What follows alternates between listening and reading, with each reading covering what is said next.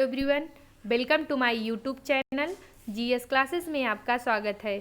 Friend, आज हम अपने इस वीडियो में द्वितीय विश्व युद्ध यानी सेकेंड वर्ल्ड वॉर को डिटेल से पढ़ेंगे और लास्ट में इससे रिलेटेड जितने भी इम्पॉर्टेंट क्वेश्चन बन सकते हैं उन सभी को सॉल्व करेंगे। तो चलिए स्टार्ट करते हैं। द्वितीय विश्व युद्ध। द्वितीय विश्व युद्ध को ग्लोबल युद्ध के नाम से भी जाना जाता है। द्वितीय विश्व युद्ध को ग्लोबल वार के नाम से भी जाना जाता है क्योंकि इसमें दुनिया के लगभग सभी देश शामिल थे। द्वितीय विश्व युद्ध में जो देश थे वो दो पार्ट में डिवाइड थे, एक मित्र राष्ट्र और एक धुरी राष्ट्र। मित्र राष्ट्र और धुरी राष्ट्र। मित्र राष्ट्र में फ्रांस, ब्रिटेन और यूएसए शामिल था। वहीं धुरी राष्ट्रों में जर्मनी, जापान और इटली शामिल था। प्रथम विश्व युद्ध में जहां इटली मित्र राष्ट्रों में शामिल था, वहीं द्वितीय विश्व युद्ध में इटली धुरी राष्ट्र में शामिल हो गया। 1 सितंबर 1939 ईस्वी 1 सितंबर 1939 को जर्मनी द्वारा पोलैंड पर आक्रमण के साथ द्वितीय विश्व युद्ध की शुरुआत होती है। जर्मनी के द्वारा पोलैंड पर आक्रमण के साथ द्वितीय विश्व युद्ध की शुरुआत होती है। कब? 1 सितंबर 1939 ईस्वी को। जब जर्मनी पोलैंड पर आक्रमण कर देता है तो उसी टाइम ब्रिटेन और फ्रांस ने जर्मनी के विरुद्ध युद्ध करने की घोषणा कर दी। कौन? ब्रिटेन और फ्रांस, ये मित्र राष्ट्र हैं। ब्रिटेन और फ्रांस ये क्या करते हैं कि जर्मनी के विरुद्ध युद्ध करने की घोषणा कर दी। अतः यहीं से सेकेंड वर्ल्ड वार की स्टार्टिंग हो जाती है। द्वितीय विश्व युद्ध के कारण क्या थे? तो तात्कालिक कारण क्या था द्वितीय विश्व युद्ध का? तो जर्मनी ने चेकोस्लोवाकिया पर आक्रमण करने के बाद 1 सितंबर 1939 को पोलैंड पर आक्रमण किया था। पोलैंड पर आक्रमण 1 सितंबर 1939 ईस्वी को जर्मनी के द्वारा पोलैंड पर आक्रमण ही द्वितीय विश्व युद्ध का तात्कालिक कारण था। अगला क्या है? वर्साय की संधि। वर्साय की अपमानजनक संधि ये कब हुई थी? 1919 ईस्वी में जर्मनी के साथ। वर्साय की अपमानजनक संधि 1919 ईस्वी में जर्मनी के साथ हुई थी। प्रथम विश्व युद्ध में विजयी राष्ट्रों ने प्रतिशोध की भावना से जर्मनी का दमन किया। कब? प्रथम विश्व युद्ध जो 1914 से 1918 के बीच में हुआ था। तो उसी के प्रतिशोध में जो विजयी राष्ट्र थे वो जर्मनी का दमन करने के लिए वर्साय की अपमानजनक संधि करते हैं और आक्रमण का डर दिखाकर संधि पर हस्ताक्षर करने के लिए जर्मनी को मजबूर किया। और इस संधि से या फिर वर्साय की अपमानजनक संधि से जर्मन जनता में असंतोष था जो आगे चलकर सेकेंड वर्ल्ड वार का कारण बना। अगला कारण क्या है? अधिनायकवाद का विकास। अधिनायकवाद का विकास मतलब जिस समय जर्मनी, जापान और इटली में साम्राज्यवादी तानाशाही भावना प्रबल हो चुकी थी, उसके विरोध में मित्र राष्ट्रों का भी एक गुट तैयार हो चुका था। अधिनायकवाद में जर्मनी, जापान और ब्रिटेन इसमें क्या था कि एक साम्राज्यवादी भावना प्रबल हो चुकी थी। इन राष्ट्रों के बीच में एक साम्राज्यवादी भावना प्रबल हो चुकी थी। वहीं जो मित्र राष्ट्र थे वो भी एक गुट बना लिए थे इनके विरोध में। चौथा है मित्र राष्ट्रों में समन्वय का अभाव। उसमें जो मित्र राष्ट्र जैसे फ्रांस और ब्रिटेन, यूएसए, ये सारे अपने ही विकास में लगे थे, अपने ही देश के विकास में लगे थे। वो पर्टिकुलर किसी ग्रुप में रहकर काम करना नहीं पसंद करते थे। तो उनमें समन्वय का अभाव था जिसके कारण द्वितीय विश्व युद्ध हुआ। अगला क्या है? पांचवा कारण क्या है? आर्थिक मंदी 1929 से लेकर 1931 के बीच 1929 से लेकर 1931 के बीच वैश्विक आर्थिक मंदी देखने को मिली, जिससे न सिर्फ यूरोपीय देश बल्कि विश्व के लगभग सभी देश आर्थिक रूप से परेशान हो गए। जिसके चलते यूरोपीय शक्तियां जो थी जैसे ब्रिटेन और फ्रांस, ये सारी शक्तियां जो विश्व में अलग अलग जगहों पर अपनी कॉलोनी स्थापित कर चुकी थी, तो आर्थिक मंदी के चलते इन सब को प्रशासनिक रूप से चलाने में असफल रही। अगला रीजन क्या है? ब्रिटेन की तुष्टीकरण की नीति। ब्रिटेन के द्वारा विश्व के अलग अलग देशों में जो अपनी कॉलोनी स्थापित की जा रही थी, तो इससे जो अलग अलग देश थे वो क्या करते हैं? इनके विरोध में आकर खड़े हो जाते हैं। ब्रिटेन के विरोध में धीरे धीरे सब खड़े हो जाते हैं, जिसके कारण द्वितीय विश्व युद्ध मतलब इसका भी प्रभाव द्वितीय विश्व युद्ध में देखने को मिलता है। राष्ट्र संघ की निर्बलता। अगला कारण क्या है? 7वां कारण राष्ट्र संघ की निर्बलता। जब तानाशाह प्रबल हो रहे थे तो उस समय राष्ट्र संघ ने उस पर ध्यान नहीं दिया और कोई एक्शन नहीं लिया। जब जर्मनी, जापान और इटली जैसे तानाशाही ये सब प्रबल हो रहे थे, या फिर जर्मनी में जब हिटलर या फिर इटली में मुसोलिनी, ये तानाशाही विचारधारा यहाँ पर प्रबल हो रही थी, तो उस टाइम मित्र राष्ट्र इस पर ध्यान नहीं देते हैं और कोई एक्शन नहीं लेते हैं, जिसके कारण द्वितीय विश्व युद्ध देखने को मिला। अगला रीजन निशस्त्रीकरण की नीति।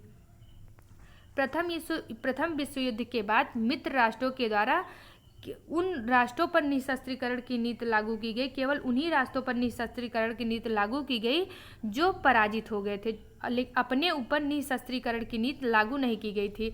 यही कारण है कि जो पराजित राष्ट्र थे उनमें निशस्त्रीकरण के लिए होड़ लगी थी। अगला 9वां कारण क्या है? उग्र राष्ट्रवाद का प्रभाव।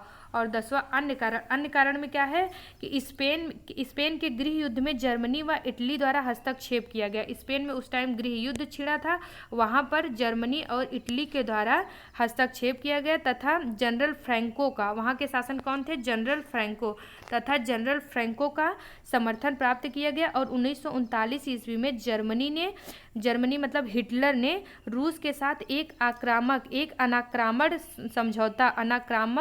समझौता किसके साथ? हिटलर ने 1939 ईस्वी में सोवियत संघ के साथ अनाक्रमण समझौता किया, जिसके तहत क्या था कि जब जर्मनी पोलैंड पर आक्रमण करेगा तो उस दौरान रूस तटस्थ रहेगा। जिस टाइम जर्मनी पोलैंड पर आक्रमण करेगा तो रूस क्या रहेगा? तटस्थ रहेगा, वो ना पोलैंड के साइड जाएगा और ना ही जर्मनी के साइड जाएगा। द्वितीय विश्व युद्ध के परिणाम क्या हुए थे? द्वितीय विश्व युद्ध में पहली बार परमाणु बम की शुरुआत की गई थी, पहली बार यहीं से परमाणु बम की शुरुआत की गई थी।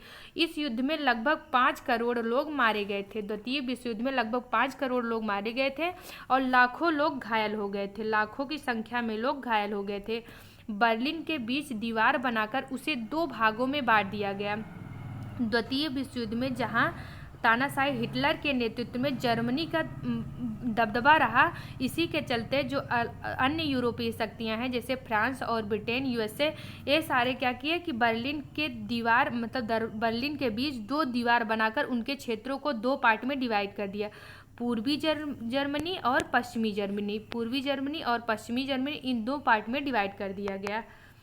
इस युद्ध के बाद संपूर्ण विश्व को, यानी द्वितीय विश्व युद्ध के बाद संपूर्ण विश्व को 2 विचारधाराओं में बट गई। उसमें से पहला क्या था? पूंजीवादी यानी कैपिटलिस्ट, और दूसरा क्या था? समाजवादी यानी सोशलिस्ट विचारधारा।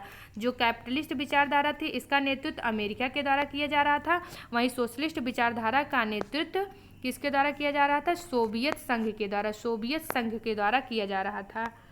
अगला है मित्र राष्ट्रों ने जर्मनी को कमजोर करने की दृष्टि से उसे 2 भागों में डिवाइड कर दिया था, पश्चिमी जर्मनी और पूर्वी जर्मनी।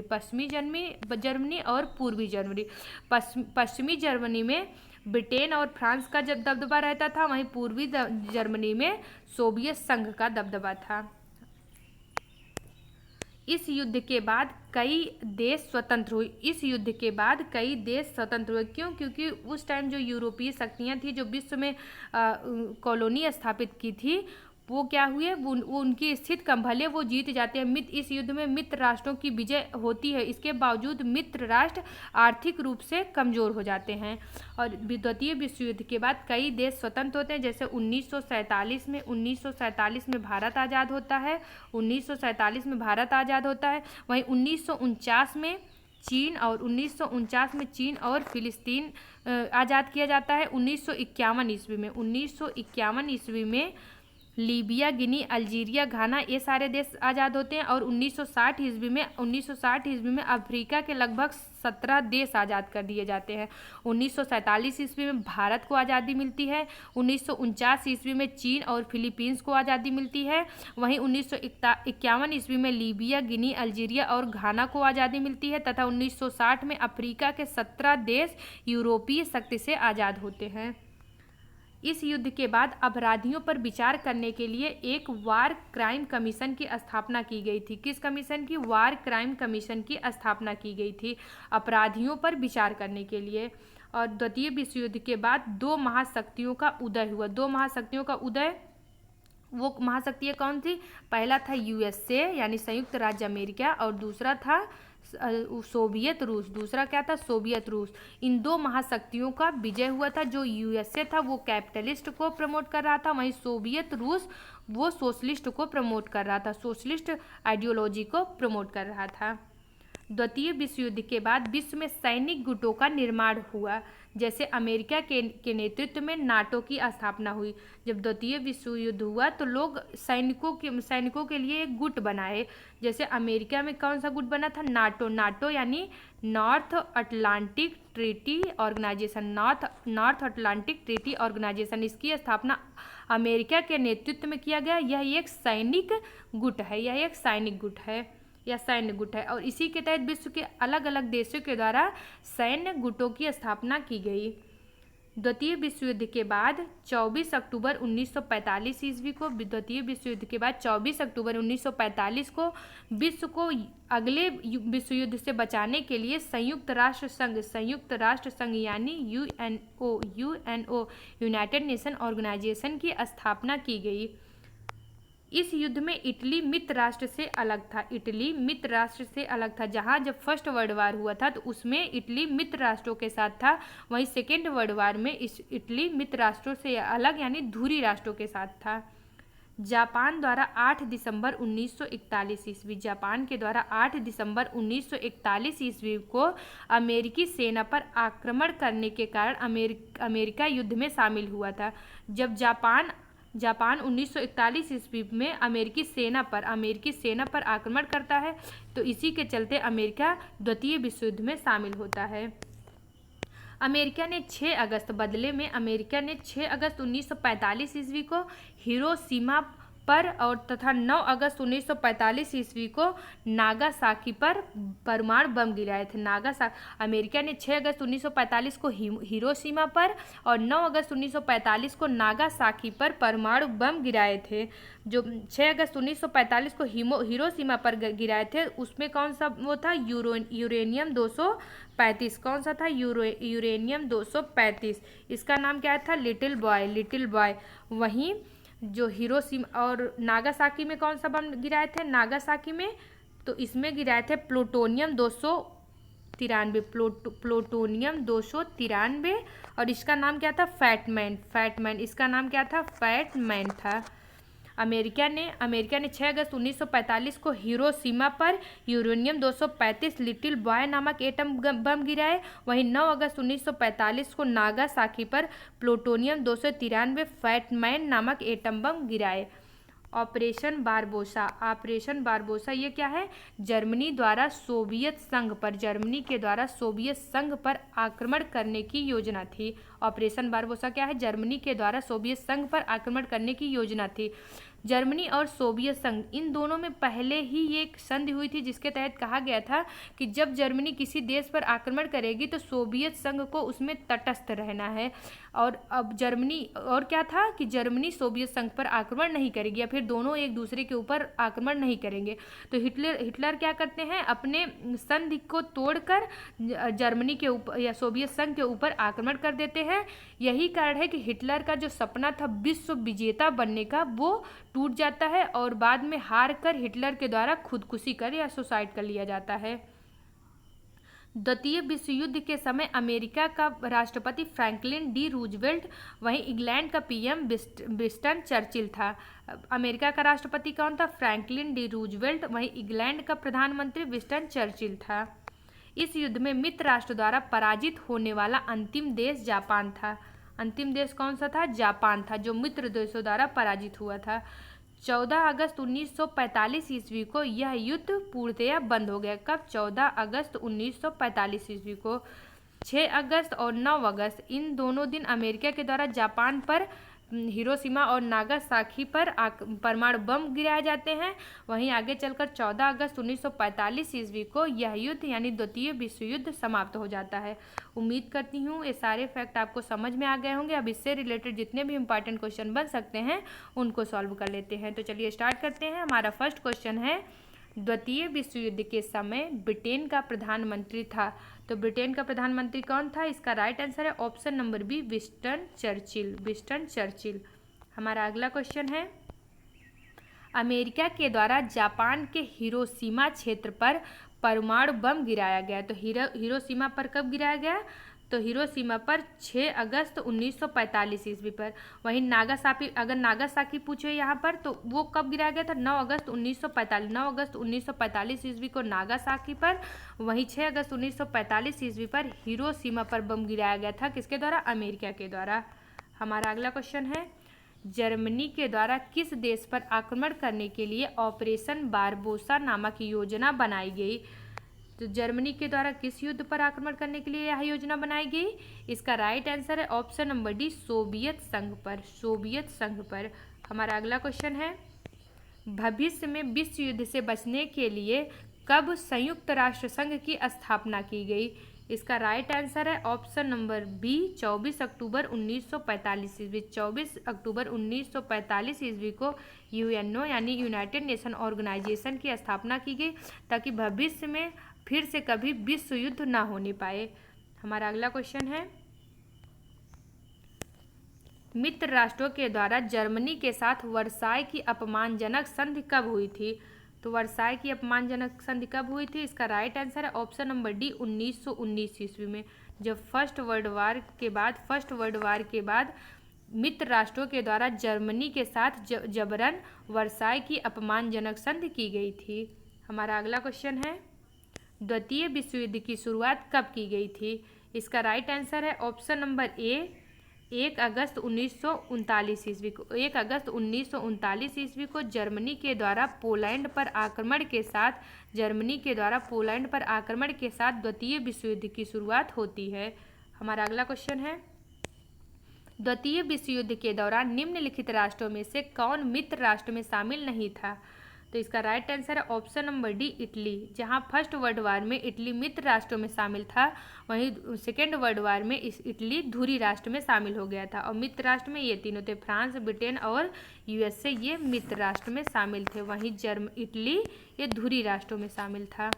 हमारा अगला क्वेश्चन है, परमाणु बम की शुरुआत किस युद्ध में देखने को मिलती है? परमाणु बम की शुरुआत किस युद्ध में देखने को मिलती है? इसका राइट आंसर है ऑप्शन नंबर सी, द्वितीय विश्व युद्ध। ऑप्शन नंबर सी, द्वितीय विश्व युद्ध। द्वितीय विश्व युद्ध 1939 से लेकर 1945 तक 1939 से लेकर 1945 तक होता है। और लास्ट में 1945 में, अगस्त 1945 में अमेरिका के द्वारा जापान के हिरोशिमा और नागासाकी पे परमाणु बम गिराने के साथ अगस्त में द्वितीय विश्व युद्ध समाप्त हो जाता है। हमारा अगला क्वेश्चन है, द्वितीय विश्व युद्ध के बाद अपराधियों पर विचार करने के लिए किस कमीशन का गठन किया गया? इसका राइट आंसर है option number A, war crime commission. War crime commission. हमारा अगला क्वेश्चन है, द्वितीय विश्व युद्ध के समय अमेरिका का राष्ट्रपति कौन था? इसका राइट आंसर है option number D, Franklin D Roosevelt. Franklin D Roosevelt. द्वितीय विश्व युद्ध के समय अमेरिका का राष्ट्रपति फ्रैंकलिन डी रूजवेल्ट था। वहीं मुसोलिनी इटली का था। मुसोलिनी इटली का चीफ था। हिटलर जर्मनी का था और चर्चिल ब्रिटेन का प्रेसिडेंट था। वहीं चर्चिल क्या था? ब्रिटेन का प्रधानमंत्री था। वहीं फ्रैंकलिन डी रूजवेल्ट वो यूएसए का राष्ट्रपति था। फ्रेंड, अगर आपको हमारा वीडियो अच्छा लगा हो तो प्लीज़ हमारे वीडियो को लाइक करें। अगर आप हमारे चैनल में नए हैं तो हमारे चैनल को सब्सक्राइब करें तथा बेल आइकन को ज़रूर प्रेस करें ताकि हमारे आने वाले सभी वीडियो का नोटिफिकेशन आपको सबसे पहले मिल सके। Thank you for watching my video. जय हिंद।